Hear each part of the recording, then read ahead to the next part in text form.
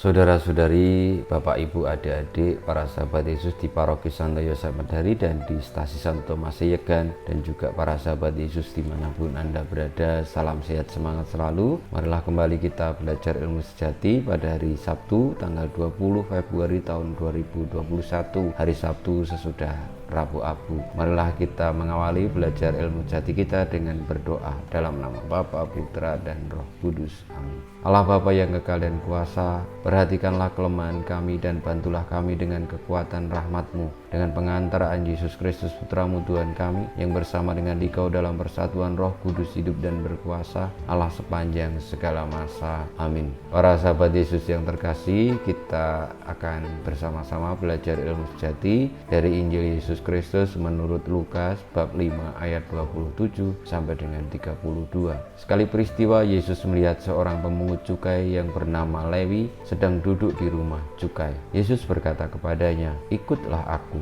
Maka berdirilah Lewi dan meninggalkan segala sesuatu lalu mengikut dia. Lalu Lewi mengadakan suatu perjamuan besar untuk Yesus di rumahnya. Sejumlah besar pemungut cukai dan orang-orang lain ikut makan bersama-sama dengan dia. Orang-orang Farisi dan ahli-ahli Taurat bersungut-sungut kepada murid-murid Yesus, "Mengapa kamu makan dan minum bersama-sama dengan pemungut cukai dan orang berdosa?" Lalu jawab Yesus kepada mereka, "Bukan orang sehat yang memerlukan tabib, tetapi orang sakit. Aku datang bukan untuk memanggil orang benar, tetapi orang berdosa, supaya mereka bertobat." Demikianlah Injil Tuhan kita.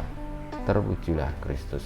Para sahabat Yesus yang terkasih, orang-orang Farisi dan ahli Taurat bersungut-sungut kepada Tuhan Yesus dan para muridnya ketika Tuhan Yesus dan para muridnya menanggapi undangan makan di rumah Lewi, seorang pemungut cukai yang berdosa. Orang-orang Farisi dan ahli-ahli Taurat itu bertanya, kenapa Tuhan Yesus dan murid-muridnya mau menerima undangan makan di rumah orang berdosa. Tuhan Yesus menjawab mereka dengan tegas, "Bukan orang sehat yang memerlukan tabib, tetapi orang sakit. Aku datang bukan untuk memanggil orang benar, tetapi orang berdosa, supaya mereka bertobat." Saudara-saudariku, kiranya jawaban Tuhan Yesus ini sangat tepat, dan marilah kita memiliki paradigma, sikap hati, dan keputusan bertindak juga demikian. Karena dalam hidup ini seringkali kita mudah untuk nyinyir, untuk mencari kejelekan orang, menyimpan kekurangan orang, lalu menyingkirkan mereka seolah-olah mereka pembawa sial dan sebagainya. Nah, itu justru kita tidak lebih baik daripada mereka, karena seolah-olah kita merasa paling suci. Ketika kita memiliki hati seperti hati Yesus, tentu dengan orang-orang yang seperti itu kita datang mau bersahabat, mau untuk tinggal di dalam perjuangan mereka agar mereka lepas dari kekurangan, dari kesalahan dan dosa, dan bertobat. Karena pertobatan itu adalah penyembuhan, pertobatan adalah keselamatan, dan kita menjadi bagian dari orang-orang yang dipanggil untuk mewartakan pengampunan Tuhan itu. Karena ketika kita mengampuni orang, menerima mereka, dan mengajak untuk kembali menjadi baik, kekurangan kita juga akan diampuni oleh Tuhan. Kiranya demikian, sehingga dalam hidup kita tidak lagi diganggu, dibebani dengan berbagai macam perasaan bahwa kita paling suci, ataupun kita membicarakan kejelekan orang dibebani oleh ketidaksempurnaan mereka, tetapi justru kita memohon supaya mereka diselamatkan. Karena tidak mungkin juga kita pergi ke surga itu sendirian. Tetapi ketika kita bisa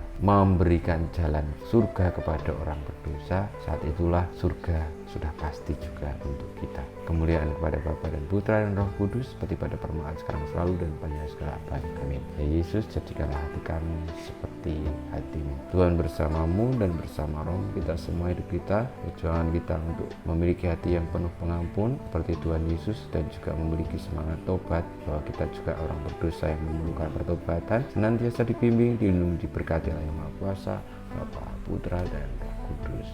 Amin.